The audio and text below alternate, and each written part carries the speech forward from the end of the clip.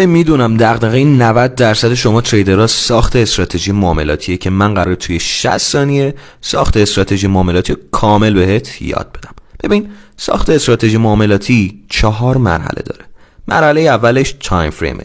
برای شخصی مثل من که داره مولتی تایم فریم کار میکنه، تایم فریم های انتخابیم رو اینجا کامل می نویسم. اما نکته که وجود داره چیه؟ اینه که فقط باید این تایم فریم ها چک بشن. حالا توی تایم فریم روزانه من میرم روند رو طبق حالا داتئوری یا مووینگ اوریج رو چک میکنم. تایم فریم 4 ساعت برای تحلیل، 1 ساعت برای تایید و 15 دقیقه برای ورود به معامله. مورد دوم ستاپ معاملاتیه. ستاپ معاملاتی که بهش تسلط کامل داری در نظر میگیری که برای خود من ستاپ تست و ستاپ کیو ام که ستاپ تست کامل به بچهای دوره آموزش دادم. مورد سوم حجم بر اساس ستاپ معاملاتی و روند. اما این حجم باید چه جوری باشه؟ حجم برای ستاپی که بهش تسلط کامل داری بیشتر و در نتیجه ریسکت هم افزایش میدی.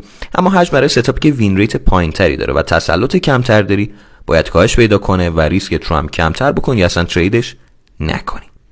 اما مورد آخر ورود و خروج معامله.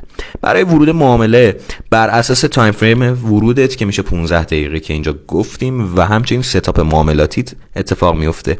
اما برای خروج از معامله اگر که حد سود خوردی اون رو ژورنالش میکنی، اگر هم حد ضرر شد نهایتا باید بین 1 تا 2% سرمایه‌ت از بین رفته باشه، اینم ژورنال میکنی تا استراتژی تو بهینه‌تر کنی.